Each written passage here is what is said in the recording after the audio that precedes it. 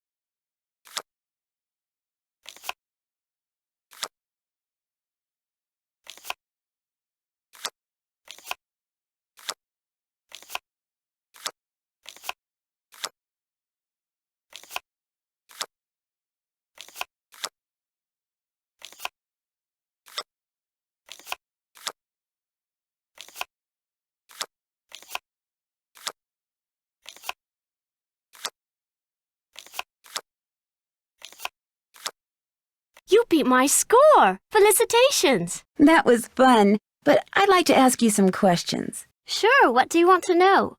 About Mummy? Linda. I do hope you'll help. She's been a bit out of sorts lately. When did she start getting sick?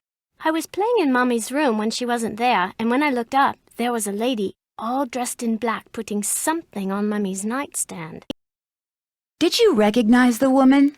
I couldn't see her face because she wore a cape with a hood. The lady put a note on Mummy's nightstand, but I didn't read it. That's when Mummy started feeling poorly. I don't want to think about that. Let's play a game. It will cheer me up.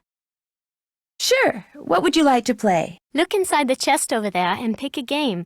My great-aunt said it's a hope chest, so I put my games in there in the hope someone would come over to play.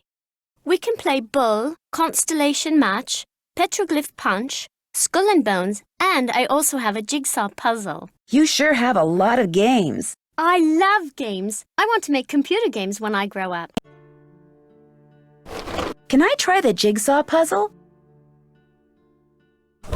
Let's see how quick your reflexes are. I'll time you.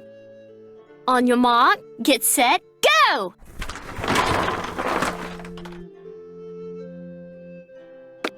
Five minutes.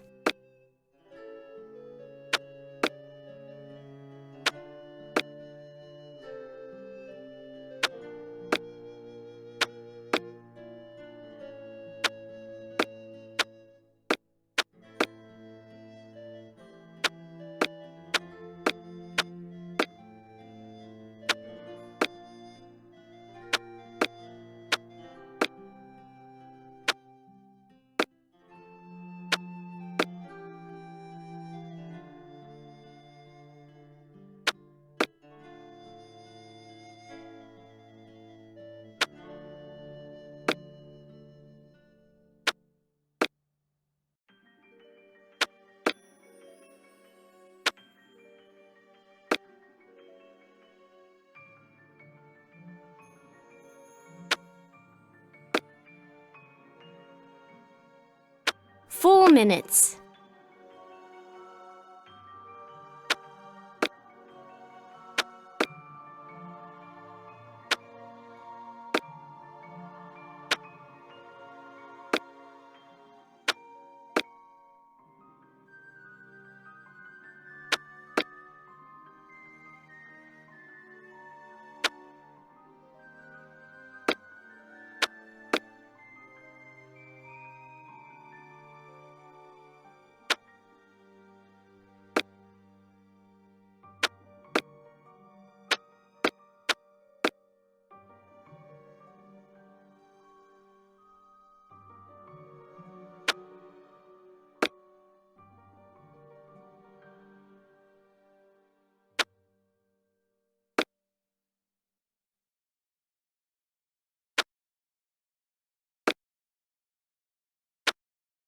3 minutes.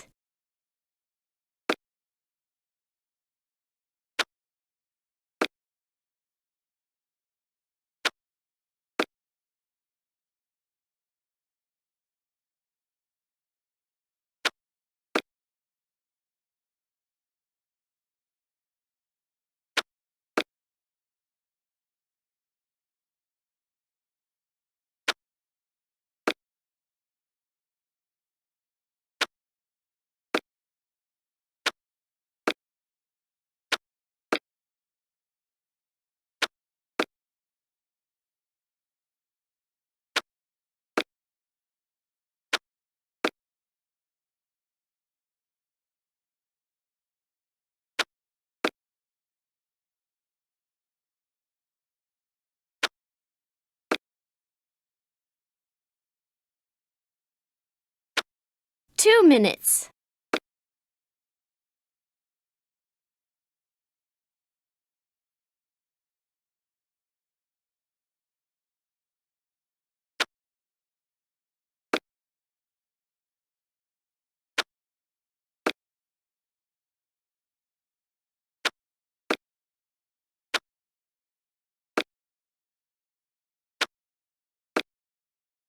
There. You're quite reflexive. Have you ever seen anything strange outside? Once I saw my Uncle Roger's toupee fly off during a windstorm. Talk about freaky. I mean, have you seen a strange animal outside? No, but I have heard weird noises like this. Howling. But not like a dog howling, more like something human. I don't want to think about that. It's scary enough having to live in this gloomy place. Do you think there's a treasure hidden around here? I highly doubt it. I mean, if there were, wouldn't someone have already found it? When I asked Ethel about it, she said that it's the Penvillain name and heritage that should be treasured. Blech.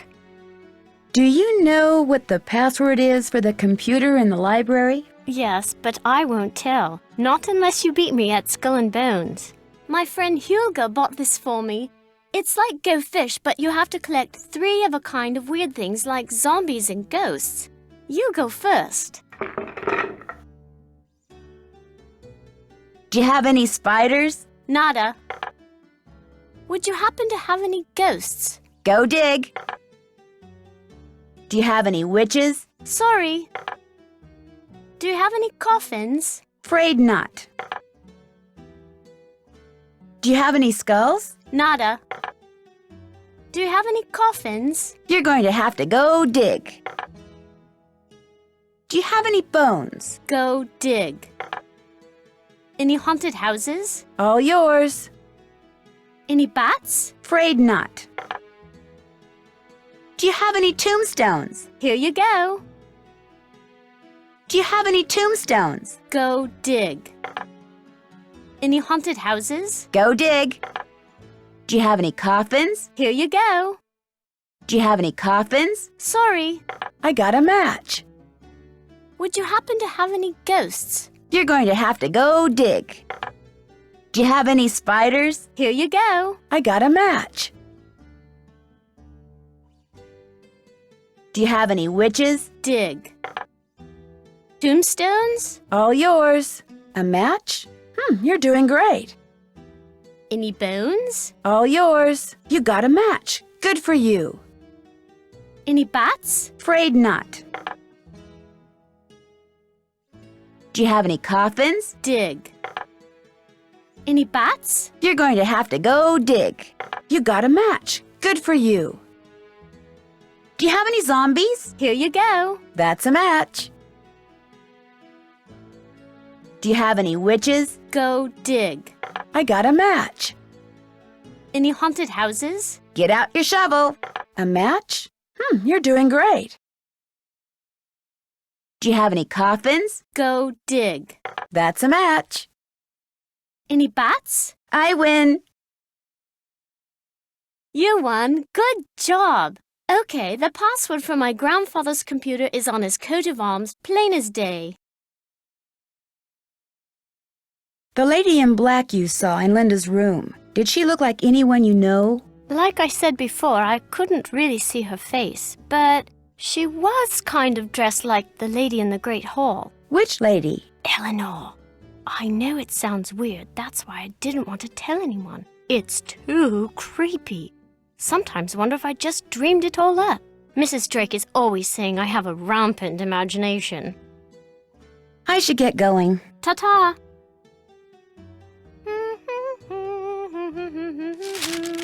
That's my family tree. Ask me anything about anyone. Go on, ask me.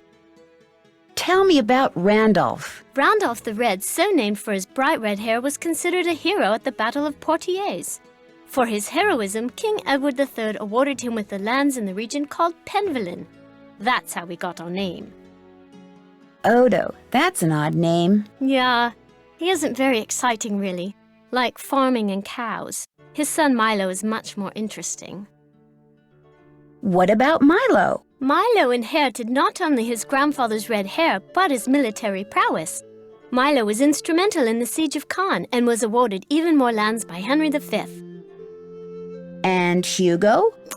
He had a lot of kids, and his dates were 1401 to 1466. Tell me about Albert. He was very mysterious, and the people of Blackmoor were afraid of him because he knew all these scientific things. No one knows much about him, though.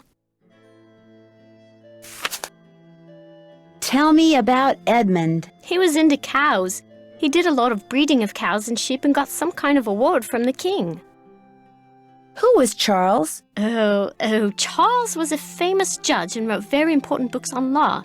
But his boy, Garrett, drowned while he was really young. Who was Gillian? She married the Duke of Ballingsford, but she stayed at Blackmoor to raise her son Thomas, who inherited the estate when his grandfather Charles died. Tell me about Thomas. He was Charles's grandson and wrote a lot of poetry. He also had 3 wives, Catherine, Anne, and Mary, but not like at the same time. They died and he just remarried. Who's James? He never married, but one day, when he was very old, a baby was found at the doorstep to the manor. He took her in and raised her as his own. That was Eleanor. What can you tell me about Eleanor? Just that she was burned as a witch, but it wasn't true, and her father, James, died when he saw her die, and then the family fled to France. I don't want to talk about this. Who was Edward? He lived in France with his father, Le Comte de Roquefort. He was very interested in languages and translated books from Greek and Latin. Tell me about Corbin. I don't know. He doesn't have a coat of arms in the Great Hall because he didn't live here. Wasn't even a British subject, that's all I know. And Philippe? He made a fortune in the New World and bought back most of the lands that were confiscated by Cromwell. Who's Penelope? I don't know much about her except that she was very loved by practically everyone in England, and there were 1 million poems written about her. If I have a boyfriend, I'd never let him write a poem about me. Blech. Tell me about Martha. She was completely daft. She'd wear really bizarre outfits, and she was one of the first women to ride on a steam train.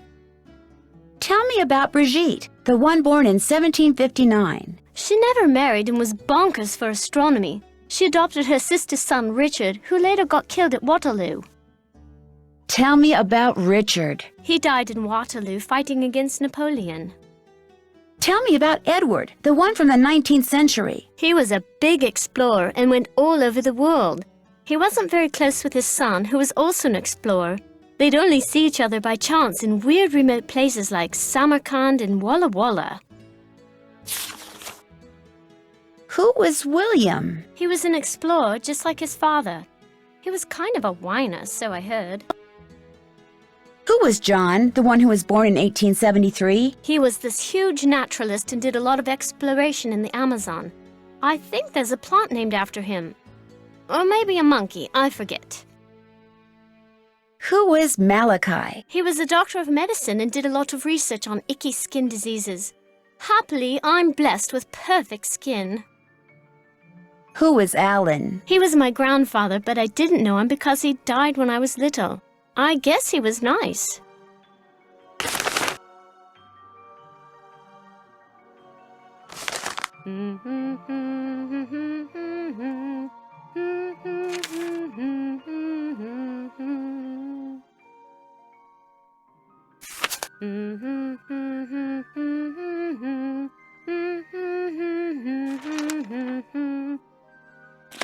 Nigel gave that to me when I was in the library once. I think he was hoping it would scare me, but it didn't. I'm too smart to believe in that sort of stuff.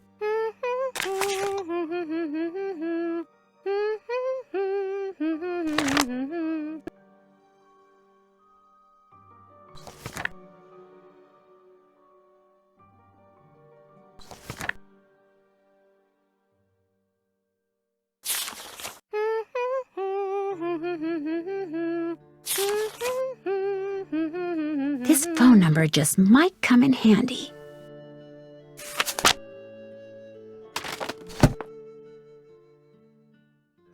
I used that to make cakes for Lulu the parrot. That's why the ingredients are so nasty. Like I would eat mealworms.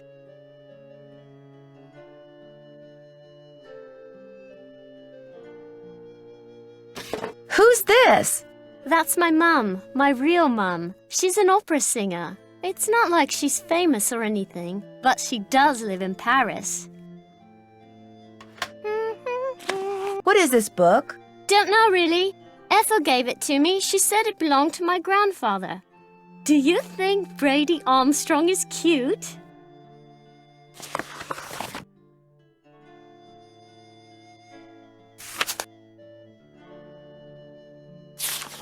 Each of those cups seems to be associated with a Roman numeral.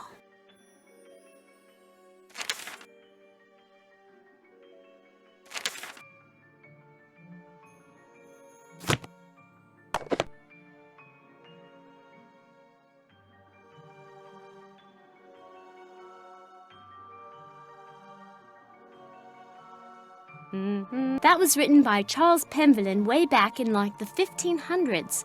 When I read it, it seemed really familiar, you know?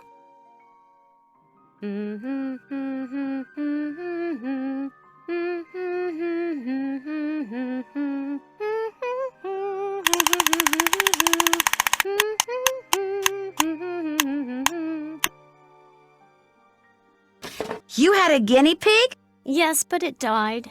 When? I don't know. I'd really rather not think about it, all right?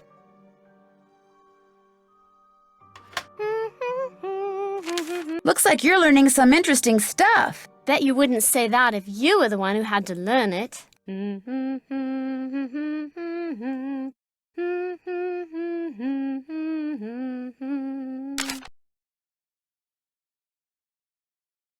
I totally love that show. Isn't Brady Armstrong so dreamy? Total hottie.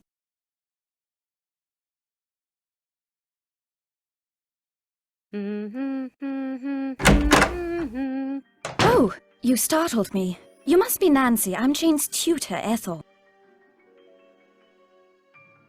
Hello, Ethel. Jane is very excited you're visiting. You're all she's talked about for the past week. I saw Jane's lesson schedule. That's quite an unusual list of subjects. Yes, well. I'm sorry, but I'm in a bit of a rush. I need to go over some things with Jane. Oh, I guess I'll be going then. It was a pleasure meeting you, Nancy. Our paths will cross again, I'm sure.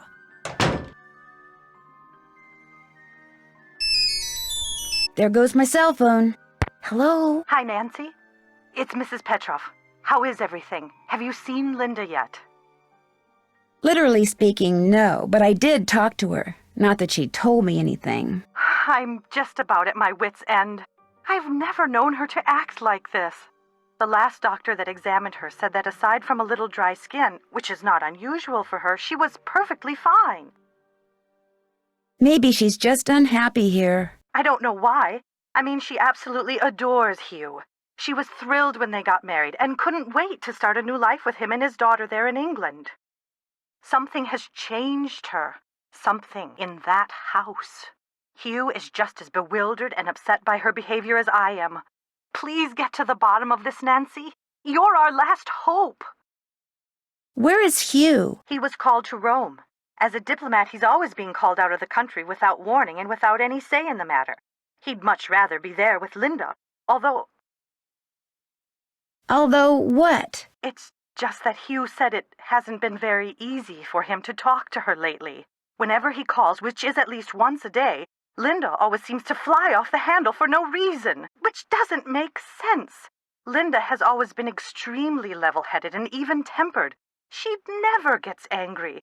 At least she didn't used to. Who exactly is Mrs. Drake? She's Hugh's aunt. She's taken care of Blackmoor Manor ever since her brother died. He was Hugh's father. She's a bit of a character. In what way? The way she spends all her time in that conservatory, slouching around, trowel in hand, murmuring to herself. You'd think she was burying something. Or somebody. Goodbye, Mrs. Petroff. Goodbye, Nancy. Oh, one more thing. My niece is on call and her husband's out of town, and I told her I'd go over there and babysit if she had to work. So if you call and I don't answer, that's why. Bye.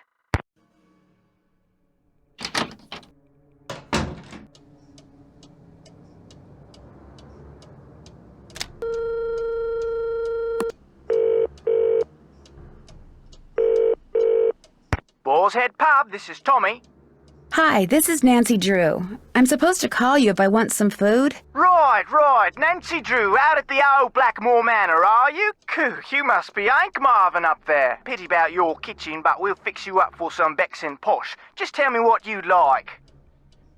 Okay. What do you have? We've got some loop-de-loop, bangers and mash, a real fine pinky and perky, and a delicious dog's eye, me fork and knife, just rubber-ducked. Hello? Could you repeat that? Sure, we've got some loop-de-loop, bangers and mash, pinky and perky, and a dog's eye, and they're all Robin Hood.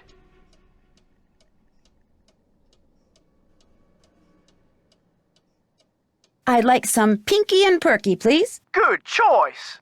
Uncle Fred and Johnny Rudder? Okay. All right then, we'll come round and leave it at your Rory. Oh, and we've got no hot potato about, so it may take a bit, but we'll have it up to you in no time. Fish and taters.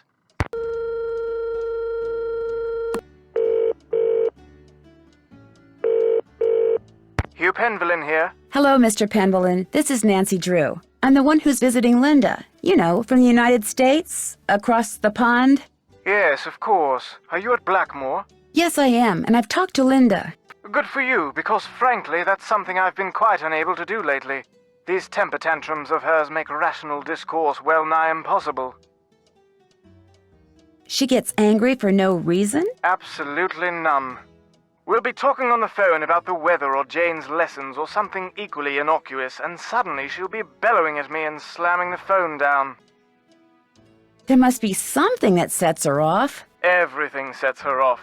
I promise you, these rages of hers are totally uncalled for and quite unbearable. I love her dearly, but she's making things very difficult. I understand that Mrs. Drake is your aunt? Yes, Aunt Letitia. We're not very close, however. She's always been rather aloof, much more interested in being a Penvillin than a person, if you know what I mean. She seems kind of irritable. That's putting it mildly. But then I imagine she's feeling a bit insecure. She's getting on in years and she's alone and she's totally dependent upon me. Financially, that is. Although there is the 6-month habitation clause. The what? According to the Penvillin rules of inheritance, the spouse of Blackmoor Manor's current owner, that would be Linda since I'm the current owner, the spouse of the current owner must reside in the manor for at least 6 months. Should she or he leave the manor before 6 months is up, ownership of one half of the estate immediately passes to the next legal heir. And that would be Mrs. Drake. Correct. I met your daughter Jane. Quite the bundle of energy, isn't she? I get the feeling that she's a little lonely. I'm sure she is, what with a private tutor instead of school and Linda being under the weather. And coming back to Blackmoor no doubt reminds her of her real mother. Renee and I were divorced almost 2 years ago. Jane went into a bit of a tailspin for a while, but she's come to adore Linda. She's been calling her Mummy since the day we were married. Have you spent much time on your father's computer, the one that's in the library? I dare say I've never touched it. Mathematics, computer science, linguistics, all the things that fascinated my scholarly father bored me to tears. He gave up on me quite early on. With Jane, however, it was a different story. What do you mean? From the day she was born, my father doted on her, far more than he ever doted on me. Read to her, bought her books, games. Truth be told, I was a bit jealous. He passed away when she was still a toddler, so it's unlikely she remembers all the attention he showered on her. But I do, and I still find it so out of character as to be mystifying. It was nice talking to you. This is an extremely busy time for me, so I apologize in advance if you call and I'm unavailable. I understand. Good. Cheerio.